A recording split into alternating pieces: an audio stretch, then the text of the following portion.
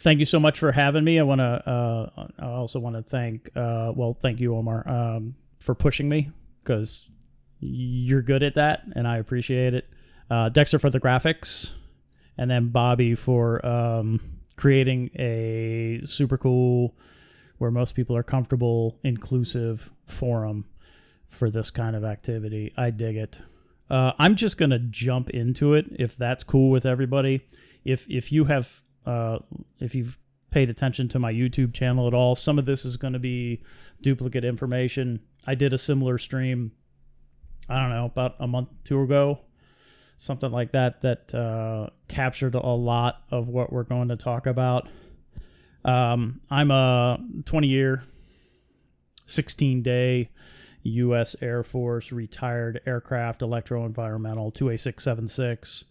Started out as an electrician on KC-135s, moved on to the B-2 Stealth Bomber in 1993, and then in 1999 transitioned to the YAL-1A Airborne Laser, which was a 747 with a big old chemical oxygen iodine laser in the back of the plane. It would do some magic and then shoot a laser beam out the nose of the plane to blow up boost-phased ballistic missiles. If you go poking around online, you'll see a video that I shared. You'll see a whole bunch of other stuff about ABL. Then they chopped that thing up around 2010, I suppose. But very cool technology. I was really lucky to be able to do what I did during my Air Force time. And that's not to suggest that I wasn't playing with electricity prior to going into the Air Force in '88. It's always been a thing where I'm taking apart, back in the day when there was boom boxes, taking apart a boom box, going to Radio Shack, and getting a amplifier to put inside of the boom box, replacing the speakers, that kind of thing, to try to make it sound better. I've always been intrigued with electricity, batteries. For whatever reason, batteries are intriguing. It just gives me something to play with. I'm old. I have 2 kids. They're 2 only children, essentially, because they were born a decade or so apart, almost 2 decades. Grandfather, and been married to the same awesome woman for the last 30 years. So 1 kid remembers the Air Force and 1 kid doesn't. So that's my background. Any questions there? If not, I'll move along. Power outages. Look, if you reef, you're going to have a power outage. And if you're here, you're probably reefing. Power outage, actually, it's a little windy outside, so I won't be shocked if we lose power during the stream, so that'd be fun, but it'd be ironic. None of this is on battery for the most part.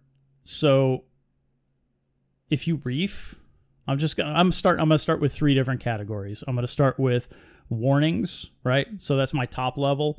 And then my caution, sorry, I'm pulling from past life. And then I'm going to move on to recommendations. These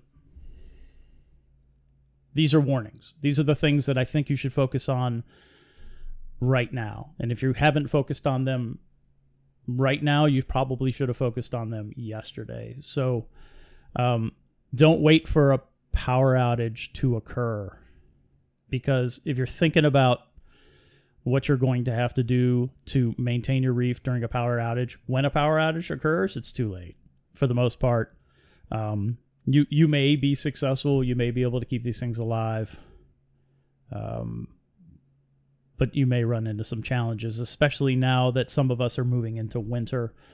It'll certainly make it a little more difficult. They're pets, right? I consider them pets. I have 2 dogs. And I don't place any more value, for the most part, on my dogs than I do the critters that are living in my tanks. I just think it's important that we consider their survivability when things get funky. I'd be like, I have a copper band butterfly and a hippo tank. This hippo tank was tiny when I got it, and now the thing's big.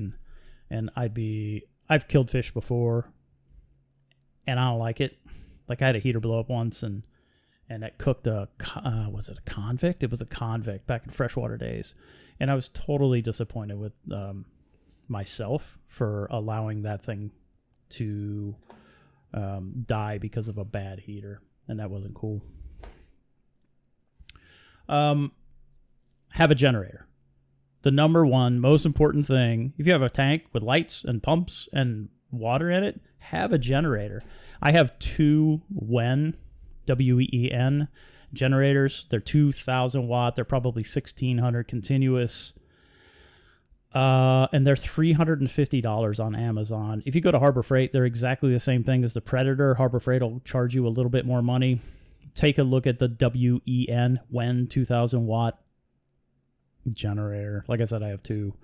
I have one that I keep in an RV just away from the house, just in case I need that. But I also have another one in the garage. Just think about how much your lights cost, how much everything in your tank costs, and you should be able to swing over time $350 for a generator that would be able to keep everything alive. Test your generator. If you have one, test it. Test it once a year. Test it twice a year. Test it quarterly. I would suggest quarterly. I pull my generator out, and you got to have it where you can reach it, right? But I pull that generator out, and I stick it outside on the deck or out front, and I start it up, and I go have dinner. And then I come back, and the thing's still running. That's good. That tells me I'm at least in a good spot that I think I should be able to use it when I need it. And then I'll refill the gas. If you're doing that once a year or twice a year, maybe you want to refresh your gas too. But test your generator. I was streaming once and somebody suggested that the generator I was recommending could be used in the house, or at least the question was asked, can I use the generator in the house? Don't use the generator in the house, right? This, like all of the recommendations that I'm going to provide today, know what you're doing. Don't run a generator in a house. Respect the electricity that you're going to be playing with, and we'll talk about that a little bit later, but certainly don't run a gas generator in your house. That's not cool. When you have a generator, simplify your connections within your house, the way your reef tank or whatever is wired up, so you can just take one plug, unplug it, and then plug that into an extension cord that you then run to your generator. Make it incredibly simple, because the bad thing's going to happen if you're home. The bad thing's going to happen at 2 o'clock in the morning, and it's going to be cold in your house, and you're going to be just waking up, and you won't have coffee. Just make it simple. Figure out how to set it up so you just unplug one plug and plug that into the generator. Also consider that the bad thing's going to happen when you're not home. You're going to need that generator to be operational maybe when you're traveling. So those who may come over to help you will appreciate you being prepared. Maybe even red tape a plug. Hang a sign off your plug, simplify it such that whoever's coming over your house and you're talking them through it, if you have the ability to do so, go pull the plug that has the red tape on it and plug that into the generator. I think that that will help you help them, and it's something that you won't have to worry about later. I mentioned extension cords. Have those available. Have them with the generator. Have it sitting on the generator. That way you don't have to go looking for them, right? You're going to grab those things. You're going to go set up Christmas lights. You're going to go whatever. Ultimate extension cords, walk away. Just make sure that whatever extension cord you're going to need for your reef is hanging out with your generator. Those... Oh, I'm getting a call. It's a spam call, too. Okay, sorry. Those are the warnings. Any questions about the warnings? All right, cool. Go ahead. I heard somebody come off mute. Maybe not. Into the cautions. Test your generator plan. Be prepared. I'll share something similar. Wait a minute. Whole home cutovers. Oh, there's chats. I'm going to have to pay attention to chats. Sorry. All right, I'm good. I'll come back to cutovers here in a minute. So test your plan. I share an anecdote similar to what I'm talking about with testing to back in the Air Force days. Chem gear, chem training involved this hut with tear gas inside, and we would get all mopped up. We'd get our gear on, and we'd walk in this hut, and we're wearing our gas masks, and everything's cool. You may have a little tingle in the back of your throat because you know something's in there. But then they would throw a couple of tear gas balls onto the ground and get everybody stomping around to get that tear gas up in the air. And you could always tell the people that weren't prepared, that weren't able to like function in a panic environment, and I attribute that to them not being prepared. But we would be told to remove our gas mask, open our eyes, and take a breath. You can't take a breath. As soon as you take a breath, your body's like, nope, you're not doing that, and your eyes clamp shut. Now, those people who didn't know how they got into that hut, they're freaking out because they're panicking because they can't breathe and they can't see. That's a little bit of an exaggeration as compared to what I'm talking about with testing your generator. But plan for it, right? Go walk through taking your generator out, plugging in your extension cord, plugging it into the generator, getting everything running off your generator, firing that thing up, and making sure that it supports your tank like you think it will. Tanks change over time. We add equipment, that kind of thing. It's important for you to walk through your emergency power plan so you're prepared. So it's not muscle memory, but it's getting close where you've done it before, you know what to expect, you know the challenges, you can correct something if you identify something that you could do a little better. I call it a power drill, right? It's like a fire drill, but it's like a power drill. Also think that, and I mentioned it before, if you're not home and you got to have like my adult daughter will come over, my neighbor will come over, you gotta think about FaceTime potentially not working because the internet might not be working. And in my basement, I don't have good cell service. So if my daughter comes over, I may call her. She may not be able to get a hold of me, or she's trying to FaceTime me to show me things because she's pissed off because I didn't share with her my power drill. I don't mean drill. You know what I mean, like a fire drill. Then think about that. Think about walking your friends through, walking your family through those who will help you when you're away from home. Because like I said, pretty good chance that the bad thing's going to happen when you're not home.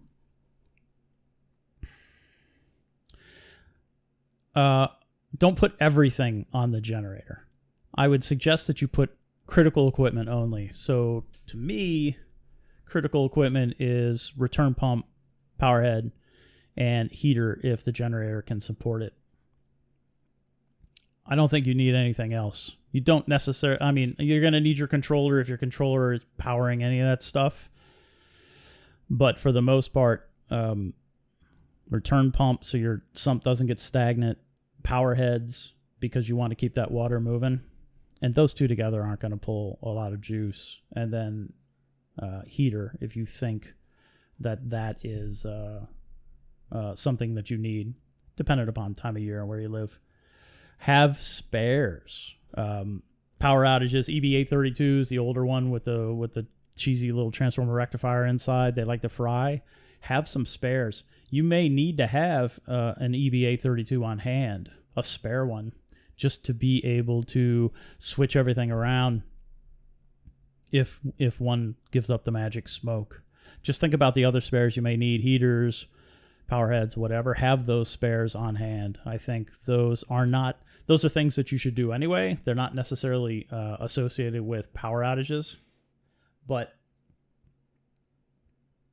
if the power outage fries what you need to be able to quickly swap out what broke. Also, not necessarily related to power outages, but don't wait till winter to buy your heaters. If your heater gives up at the beginning of winter, then it could be out of stock. Buy your heaters during the summer. Backup batteries. So generators are fantastic. I look at backup batteries and backup power systems as something that will take you from your normal state to your unknown state, which is a power outage, but the backup battery is now supporting your critical equipment to carry you over until it's time to put the generator online. I've been playing with batteries for a while. There's a couple of different ways you can do this, but certainly back to that critical equipment thing, make sure that your batteries are set to power heads, return pump, and we can get the heaters, but that requires some significant juice to be able to support a heater. For DC powered power heads, DC powered return pumps. Some return pumps are only DC. I'm only focusing on DC right now. 24 volts. Some are 36 volts.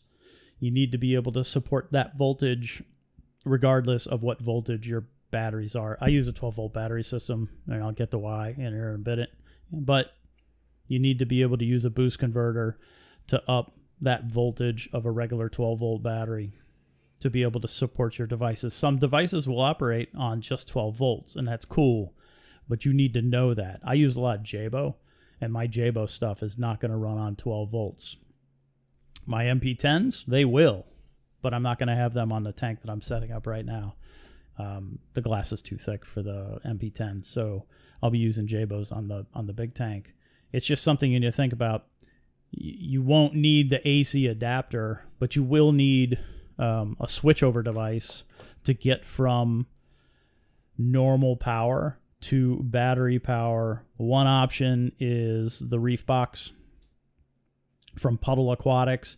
It is a non-DIY, you're ready to go, here's a thing, plug it in, and you don't have to worry about it at all.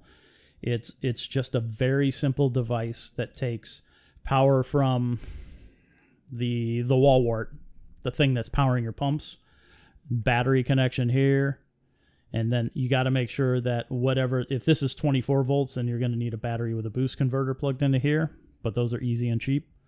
And then this is the output for the device. So if this is plugged into power and battery, the battery is always on standby. The regular power is powering the device.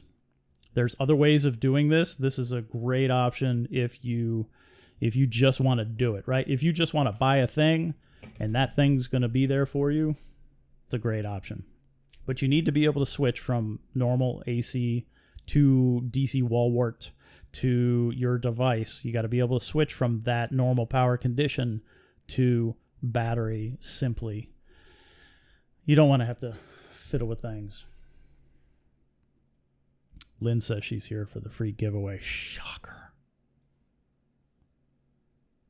Oh, I'm not paying attention to YouTube at all. Joey jumped on. What's up, Joey?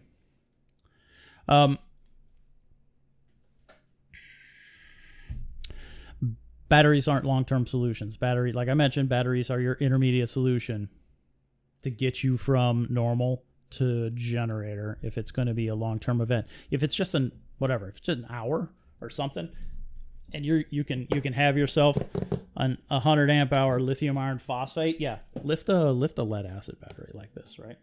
Then maybe you can make it through the outage. But if you're just using like a little 20 amp hour plugged into your Reef Box to be able to power something just for a few hours or a day, depending on what you're powering, batteries are an intermediate solution.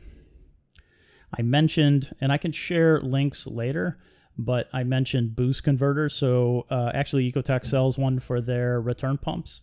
So it'll take 12 volts and it will bump it up at the expense of amperage, but it'll bump it up to the voltage required for that particular pump. If you want a simple to use option for a 36 volt return pump, Ecotech's boost converter will work just fine. Otherwise, there are several options available on Amazon to get you from 12 to 24, 12 to 36 very easily. It's just 4 wires, right? 12 volt in, higher voltage out.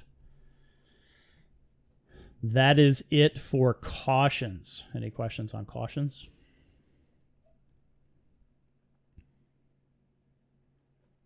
All right, cool.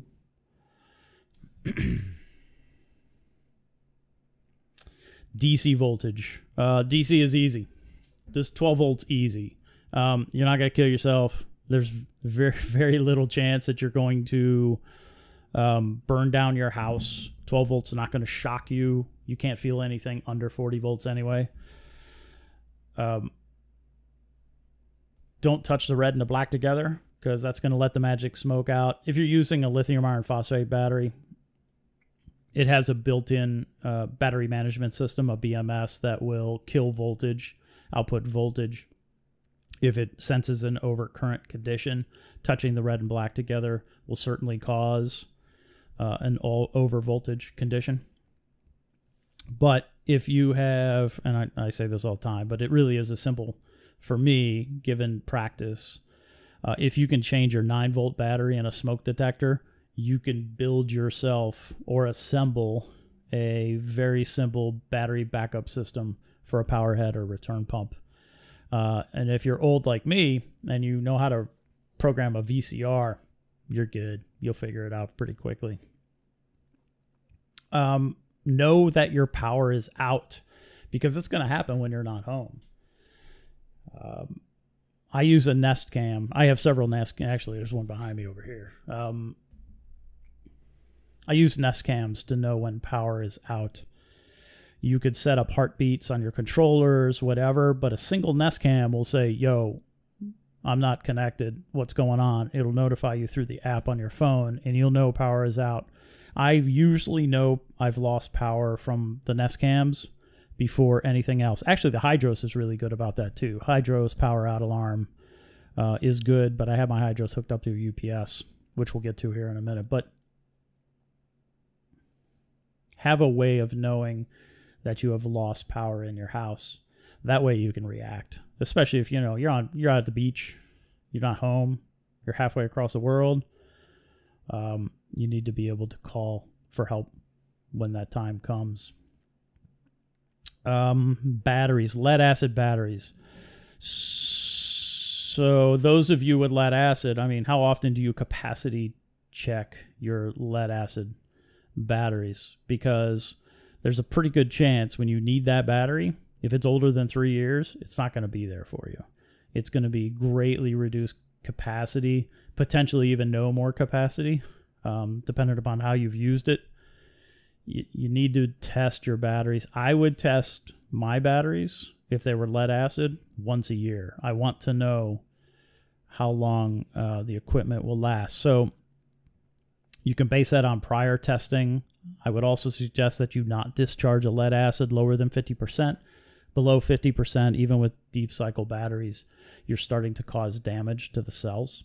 That way, when you charge your lead acid battery back up following a discharge, the capacity has been reduced. It's not like it was before. So that's just something you need to consider. How do you test a lead acid? Sorry, I'm going to scooch this over. Rob asked that while watching football, I'm sure. I would just run a pump on the battery. If you have something that you've created or you're using that makes it very simple for you to unplug the wall wart power, so then your pump is running on battery, just pay attention to see how long that thing runs. There's also capacity checkers that you can get, little shunt devices available from Amazon that make it very easy for it to totalize how much energy the battery has given up during a test. I used old lights. You could use anything. If you're going to check a heater, the ability of that thing to carry a load of a heater, then you're going to want to use like a hair dryer or a hot air gun, that kind of thing. But you could put any load you want on there. Don't put a toaster, right? Or a coffee maker. Those are heavy loads. Plug in your lamp. Plug in the light that's next to you into a shunt capacity thing. I can leave a link when we're done, but just have a way of doing it. Most simple way is to just unplug the power source from whatever DC switchover device you were using. But again, if you're using lead acid, don't discharge it below 50% because you're going to damage it. Aggregation of power. This may be getting a little more popular, and I'm not sure really how I feel. Well, I know how I feel about it. And I don't necessarily think it's a good idea. If you're going to, there's an interest in eliminating some of the power bricks that we have that support our DC gear, and by removing them all and aggregating them to one large DC power supply, I wouldn't do that with critical equipment. I think that's one of the things that the Kraken, the CoralView Kraken, Hydros Kraken is offering to the community. I wouldn't do that. I think it increases your risk, especially attached to critical devices. Now you're relying on the functionality of one single device to keep all your stuff running. I'm not going to do that. I'm going to keep my critical equipment attached to their own power supplies, so that if I lose a power supply or a device, that I don't take out all the others. It's just something to think about. Everything breaks. And you can have equipment with a mean time between failure and MTBF of 50,000 hours, but you got the lemon, and the thing's going to last 5. You won't know it until you need it. Don't aggregate power for critical devices. Just my recommendation. It's not something that I'm going to do. So you can go bigger. What I did is I have an MPP solar, watts247.com. This dude in Utah, no affiliation, but he sold me an MPP solar automatic transfer switch solar charge controller that I installed in one of my closets in the basement. And what that does is, then I installed 400 watts of solar up on my roof. I ran that down to the solar charge controller. And then I have multiple lithium iron phosphate batteries attached to that device. It's essentially a very large UPS. So you go to Staples and you buy an APC UPS. It's kind of like that, only bigger. What that allows me to do is continuously add batteries. So I started out with a small battery on the MPP, and then as time and money allows, I've been adding bigger batteries because you can add them in parallel and add capacity. So what the MPP lets me do is, it is my big UPS. It is connected to AC power from my house. It's also connected to batteries, and there's a pure sine wave inverter inside of that device, and then it's also connected to solar. So critical systems on one of my tanks will run off of battery all day long, year-round, with solar recharging the batteries. If the batteries get too low, then it switches back over to grid power and charges those batteries back up. And as soon as the batteries are topped off, it'll switch back over to solar. During the summer, I can go all day, to include a 200 watt, 300 watt heater. It can go all day on just solar and batteries. And then when the MPP solar charge controller says, yo, I don't have any more solar, it'll switch that off, switch everything back over to AC, and then it functions just like your APC UPS. You can do that for about $1,200, $1,400 for a 12-volt system. Excuse me, including solar. It's really easy. So if you have a portion of your roof, a shed, whatever, that is south-facing, panels are under $100 each. You'll need 4 of those. You need a solar charge controller. That's another $300, something like that. Then you just start adding batteries, and you can go quite a while on just big batteries. There's this guy. I'm a visual learner. I'm a video learner. I'm not a good reader. I can read, but I don't like it. There's this guy, Will Prowse, Prowse, on YouTube. I started binge watching his stuff when he was way back living in an RV, and I've continued to follow Will for a while now. He has a forum, so check that out.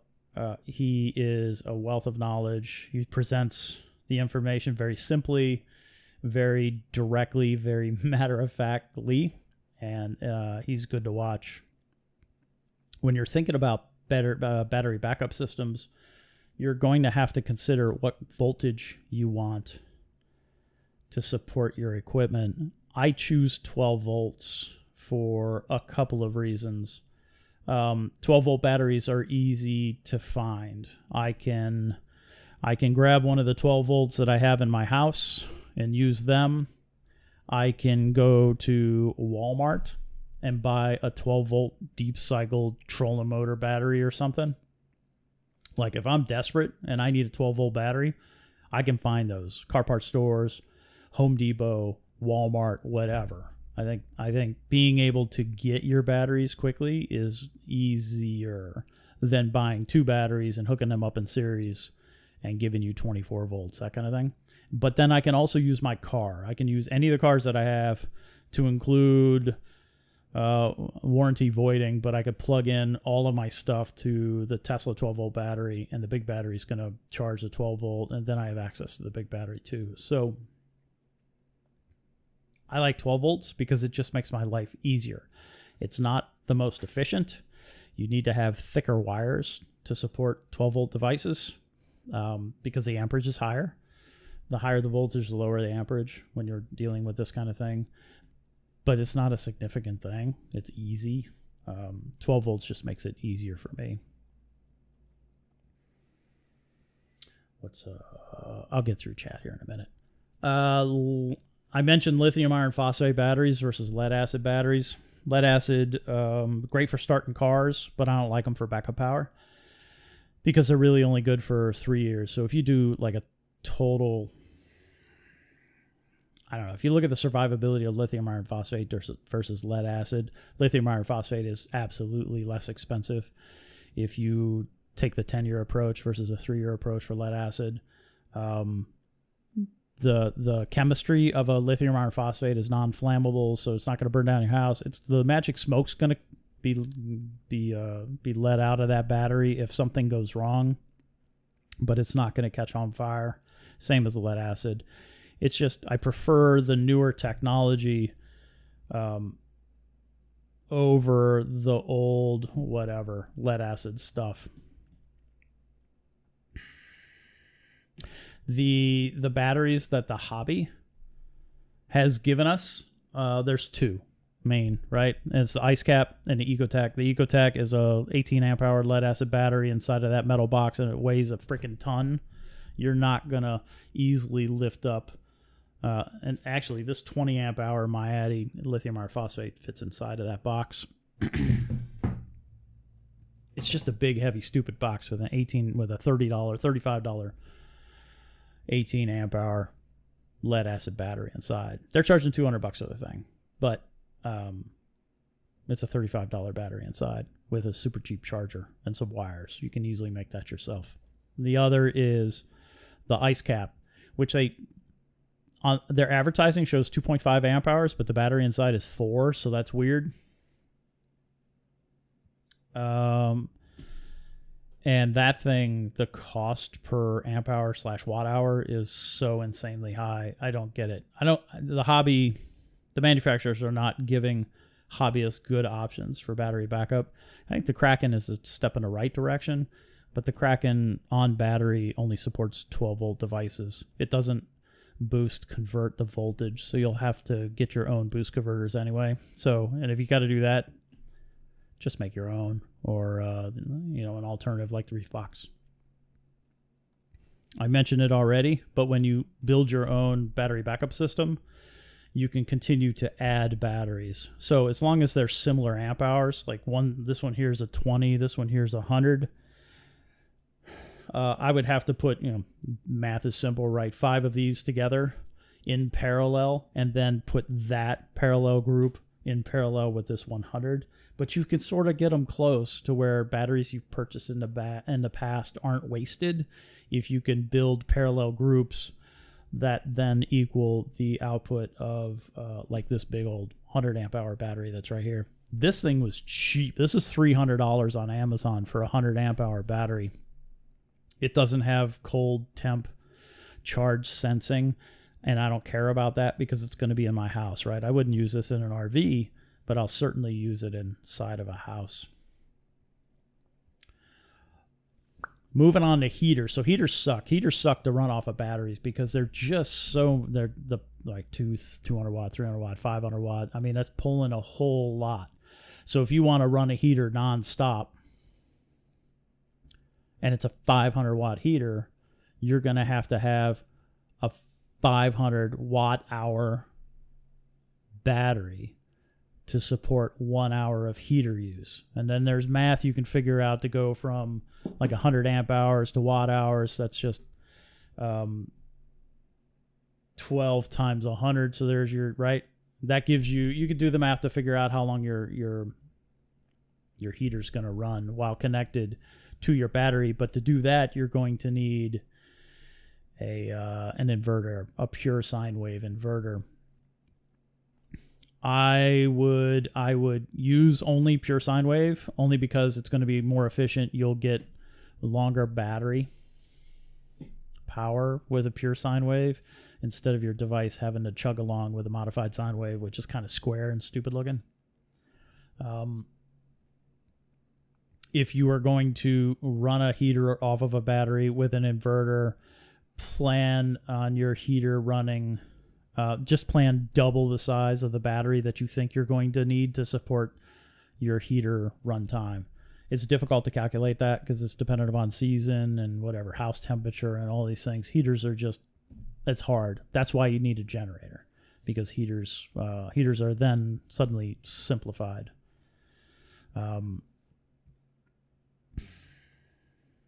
Solar generators, that's another one. So those things are really, really expensive. But they're simple because you just buy it and it's like a little cooler that you drag along, but it's your battery. Some of those have lithium iron phosphate. Some of them have straight lithium. I would focus on the lithium iron phosphates because you can recharge that over and over and over, and they will last longer than straight lithiums. But the lithium iron phosphate models are going to be larger because their energy density is less. So it takes more lithium iron phosphate size to give you the same power as a lithium. Good options for quick and easy use, but they're so expensive. And it's going to take a while for those things to come down in price. Last thing I have, besides UL listing, which is like meh. So think about that, right? Everything I'm talking about is probably not UL listed. I don't know what that's going to mean for you. It's not a thing for me, because I don't mind playing with this kind of stuff. That's my responsibility, not anybody else's. So just keep that in mind. Last thing I want to talk about is UPSs. Great options for simplicity. You can go to the store, Staples, Best Buy, whatever, and buy the UPS. Buy a UPS that may support your devices. Pretty good chance it's not going to support your heater unless it's a hoss of a UPS, but it'll certainly support your power heads and return pump, because it makes it really easy, right? You just plug the AC into the UPS and you don't have to do anything. That makes it really easy. However, UPSs are they're inefficient at light loads, and you may get a UPS that's rated for higher power than a cheaper one, but they're both using the exact same size batteries. BRS a couple years ago did a comparison between, they're just trying to sell the Ecotech battery, but they were doing a comparison between the Ecotech battery and two different size UPSs. But what they failed to recognize is both of those UPSs that they bought had the exact same size battery in it. So it's not like they were going to do anything better. And then at the loads that they were putting on those UPSs, the UPSs were super inefficient. Good options for simple, easy backup power. And they're better than nothing. But you could do better on your own with just batteries. Also, make sure you get a pure sine wave version. Most of them are, most of the consumer ones are modified sine wave. Not necessarily good for your controllers, that kind of equipment. Like I was playing with one and I had a house heater plugged into it, just one of those little upright heaters, and it smoked the electronics inside that heater, the sensing circuits inside that heater, which was super weird. It shouldn't have done that, but it did. That's it. That's all I have. Have backup power. I don't know, right? At some point, you shouldn't care what you have, as long as you have a generator. That's what I would focus on. But have some sort of backup power and plan, and then decide to complicate it from there. Okay, questions?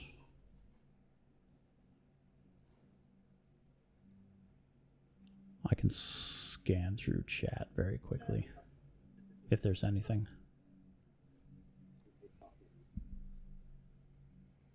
Checking on you, Omar. You can hear me?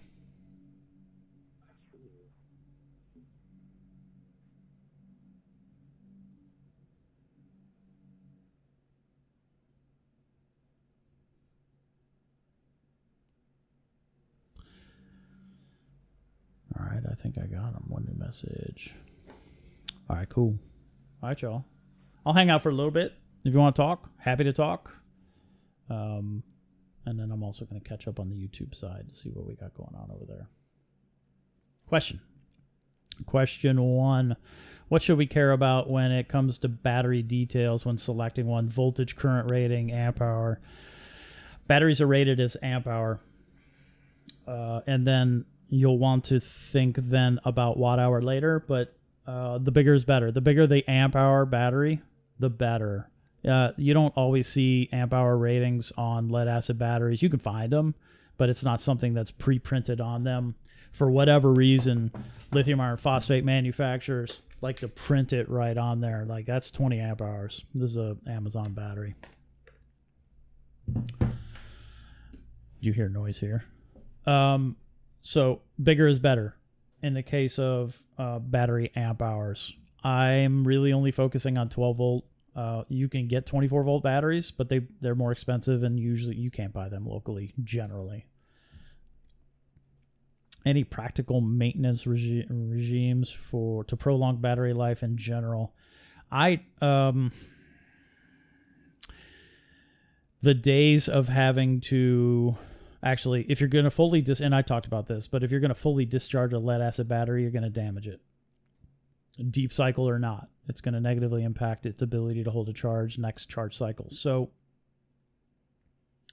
try not to fully discharge your lead acid batteries. Like, if your car dies because you left a dome light on, you have damaged your battery. That's just the way it works. It's not going to happen with a lithium iron phosphate battery because they have a low voltage cutoff. So at the voltage where the cells will start to be damaged because of low voltage, the lithium iron phosphate batteries with built-in management system just turn off so you don't damage them. So they charge back up easily, or back up to full charge, or as close to full charge as possible. So I wouldn't do anything maintenance-wise other than checking capacity. I do it with the lead acid or with the lithium iron phosphates too, because I just want to know if the way I'm charging them is negatively impacting them. Like, I took a DIY pack and put it inside my Ecotech case. My Ecotech, I bought a used Ecotech battery just to take it apart and see what was inside. And the lead acid was junk. It couldn't hold a load anymore. But I put in my own batteries, lithium iron phosphates, but they were individual cells with a battery management system, and I'm charging that with the Ecotech charger. So then I'll occasionally load test that pack just to see if that charger is negatively impacting those cells, and so far, no. When you get a generator, does it have to be an inverter generator? Yeah, I would be surprised if they aren't all inverter generators, those that you're buying for consumer use. Just take a look at those 2,000 watt jobbers. I'll leave a link. But you go to Harbor Freight and you'll see the exact same things. They have inverters inside. A specific recommendation for the generator, again, no affiliation at all, but those little WEN generators are fantastic. You could also get propane kits for them, not made by the manufacturer. Honda generators are really good, and some of them will come dual fuel, so you could hook up a propane tank and run it even longer. That's something to consider. But those cheap Wens at $350, you can find them cheaper. Just use Camel or something like that. That keeps an eye on Amazon prices, and will email you when the price that you've requested is hit. And that's camel.com. That's the dumbest damn name ever, but it works. What's a good way to distinguish between power out versus internet out? I don't have a good way of doing that. I assume anytime I've lost connection to my cameras that power is out. That's when I, call for help. Or I'll call my neighbor because he might be home. Yo, you watching TV? Yes. Then it's my internet. That's the easiest way. I have a question, if I could. Of course. I was going to type it. I couldn't figure out how to type it out, so I'll just try and talk through it. Yeah, no problem. So where it gets complicated for me is like right now I have my Apex plugged into a simple APC UPS. Yep. I think it's 1500, and I have the auxiliary power connection that lets the APC or lets the Apex know if house power is out. Yeah. So then I can trigger things to happen, like everything except the power head shuts down, and the power head ramps down to 35% or whatever I want it to do, right? And all that's great. But if I want to replace that APC with a LiFePO, that's 12 volt only, right? Yeah, they're so both I can't 12 volt. provide that 120 to the whole controller. So you could take the lead acid out of your APC because it's a 12 volt battery inside. Yeah. Unless you have a big one that's a larger voltage. No, it's a 1500. Just typical. Yeah. So a 1500 volt amp APC, right? So probably has a 12 volt battery inside. You can take that battery out, hook a connector up to the wires that are in, and you're not going to kill anybody, right? You're not going to hurt yourself. Yeah. But hook a connector up like this to the wires that are on the inside. Get the mated connector, which ships from Amazon. It ships with a socket, and then get yourself a big battery. The APC is not going to care what battery it has inside or outside. So if you have an external connection, and you can connect any battery you want with gator clips like this, like that's what this is for. That red battery back there I made gives me the ability to connect this to any battery I want to support the voltage to my devices. So, and if your APC is older than 3 years, that battery is probably junk anyway. Correct. So take an old one that you have or somebody gives you, whatever, take it apart and you'll see exactly what I'm talking about. It's just 2 wires and then hook them up to whatever size battery you want. You could get this 20 amp hour for probably $70, and it's absolutely going to be bigger than the battery you have inside your APC. Right. And it's just a matter of making it look pretty in the room. Yeah. Or run the wires long enough to put it outside where it doesn't need to be. There you go. Not outside. All right, but thanks. That helps. Yeah, you're welcome. Yeah. Let's see. Oh, and then the other thing was the whole house cutover for a generator. Yeah. That's got to be a good way to go, but then you got to go and flip switches on your panel to turn things off. You don't want to power from the generator. Yeah. That's a different kind of thing. And that's something that I'll caution against, only because now you're creeping up on grid tie. So if you don't do your switches right, it's possible that you're going to feed your generator out to the grid. Electrician is in order in that case. Yeah. Yeah, that's bad, because then you could whack somebody who's working up on a pole because they're not expecting power to come at you or come at them. So it can absolutely be done. I would encourage the use of an electrician. It's not something I'm going to do to my house. I just keep it off of my circuits. I use the AC power to support what I'm doing, but I'm not going to tie in at the panel. Gotcha. Rob's been working on it. So yeah, this is 100 amp hour. Right. Rob saved it in chat there, but he's working on a 280 amp hour. There's a couple people floating around that have huge batteries systems to support their reef in case of a problem. And actually, one of them was in Florida. It's on my Discord. One was in Florida, ran into the problem, and Rob says he's compensating. That's funny. And the tank did stay alive for the entire time. Other things got fried because I got water in it, but the batteries did keep the reef going for several days. YouTube, maybe in the weeds, but have you noticed a drop in total capacity using non-matching batteries in parallel? You will lose if I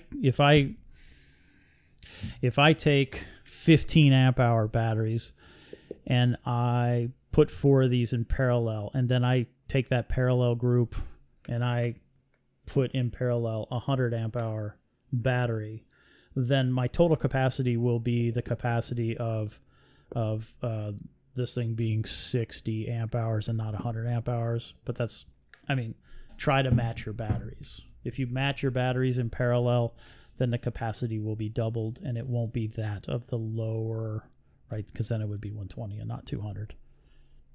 If that was too fast, hit me up and I can explain that later. Wouldn't it be simple to buy a bunch of relays, a sine wave inverter, lithium battery, and boom, custom to any power needs? Yes, it's not simple, but yes, it's absolutely doable. The problem with relays is you're going to have to keep them hot. So you're going to have to keep them powered during normal operation, and then they're going to have to, when they lose power, then they're normally closed state is going to have to be what you're running your power through to get your devices. So just consider that your relays are always going to be active and generating heat and potentially frying. Then you won't have that ability. But yeah, you can totally do it. That's something that can be made.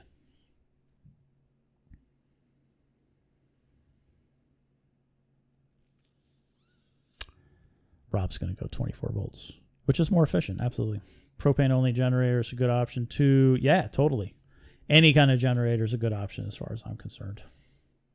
I think that gives you what you need. Okay. I think I'm good here. If there are no other questions, that was about an hour.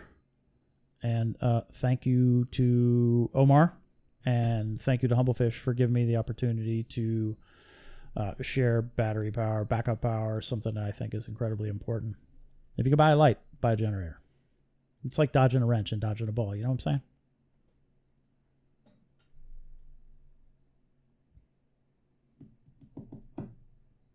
saying? Omar says his stupid mic isn't working. So I'll wrap it up. Thank you all for coming to the emergency power talk with Telegram. He's a bit of a fool, but sometimes what he provides, the information he provides, somebody might be able to use. Not everybody. Probably like one person. So thanks for hanging out. All right, y'all. I'll hang out for a little bit if you'd like to talk.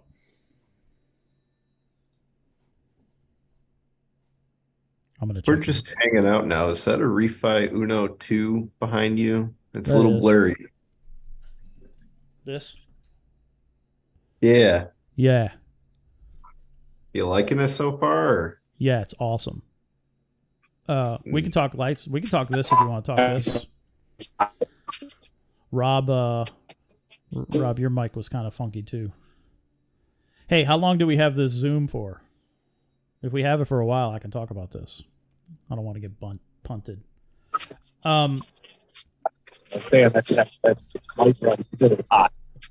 Your mic is jacked, Rob. So the Uno 2. So I tested the Uno 1 and the Duo Extreme, and I loved both of those lights. My only challenge with the Uno 1 was it was really violet spectrum. It was really, really blue. Rob has several of them on his tank, and it's working. If you don't like really blue, then maybe the Uno original wasn't going to work for you, but that little sucker was so powerful. So then Daniel comes up with the Uno 2, which is even more powerful. I saw this thing pulling 280 watts. It's a small light, right? I saw this pulling 280 watts on my kilowatt down here. as far as I'm concerned, this is the first light that can be the only light you buy, no matter how big your tank is. So if you're starting with like a 15 tall, 10 gallon, whatever, this is a great size light for that. You just dim it. It's $450. And then if you upgrade, which all of us seem to do at some point, you still have the light you need. And then if you upgrade again, you still have the light you need. You may need more of these things, but I see this light as an AI Prime, an XR15, and an XR30 in one light. The spectrum's good. It's like an XR30, XR15 blue. So very similar to that kind of a spectrum. It's a bluer spectrum. But this does have more whites in it than the original Uno. Super impressed. I took it apart. It ships with... I can't pull it. It's in a box. But it ships with 2 different reflectors. One narrower, one a little wider. You could also take off the reflector. Take off the white thing. It ships with the silver thing inside. You could take off either one of these and run it without the reflectors. REEF flectors. But you could also buy, I think it's a 60 degree from Daniel from the website. I don't know if they're available yet. So you could tune this based on what you need and mounting height, that kind of thing. Really, really impressed with this light. Like I should have bought. Seeing that right. Oh, sorry. Go ahead. If I'm seeing that right, are those nuts through the glass front panel this time instead of being glued down to the glass? Yep, that's what it appears to be. Awesome. Yeah, that's a little nicer. Sometimes taking it apart, if you over torqued it on the 1.0, you would pop that UV and you'd have to re-glue it. Yep. Or the UV cure resin that they use to fix it to the glass. So that's a nice nifty little functional improvement to them. Yeah, I'm happy with that light. I like that little sucker. So I'm gonna do what I do. I have this light to test. I've got an XR15 downstairs, a Gen 6. I have a couple of other lights to test, but I'll put up the data on Humblefish. I already did a little preview of it where I'm like, this thing's stupid. I can't believe it's so powerful for its price. I like what Daniel's doing, especially at that price point. $50 less than an XR15, and it's double. It's 2.7 times more powerful. Oh, I missed some chat. Rob's been typing because his mic sucks. Oh, enterprise account. Okay, cool. Oh, yeah. Yeah, Daniel, he already updated firmware on this thing. I think it was Luca. Mahina corals, so Quanta reef bars. He bought one and hit up Daniel with a fan thing, and Daniel's like, yeah, we can do that. So, poof. Firmware upgrade. It happens so fast. So I like that Daniel listens to owners.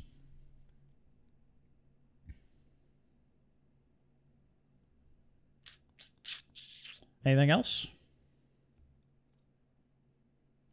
Oh, there's more chat. Sorry. For the refi. Change the reflectors seems to be a great way to multiple. Yep. I'm using a big light on a small tank, and the 60-degree reflector is too much spread to yeah, see?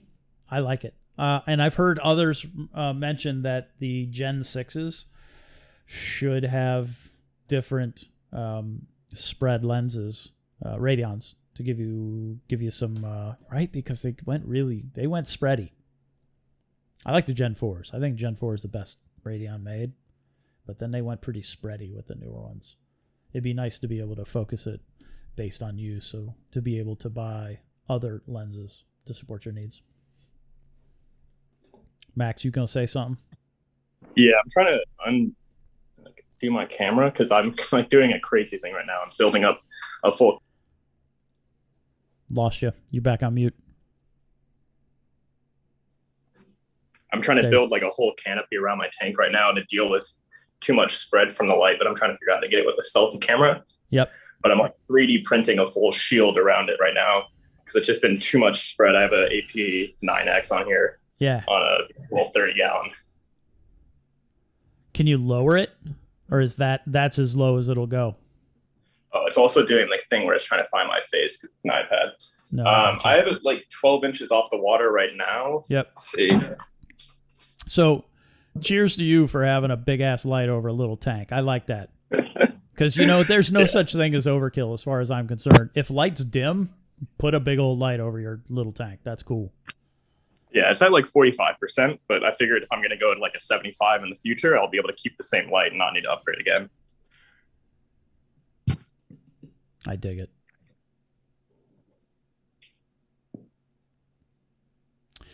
Andrew's throwing in, not sure if this has been mentioned, but something to deal with. I realized that my receptacle's GFCI was not grounded.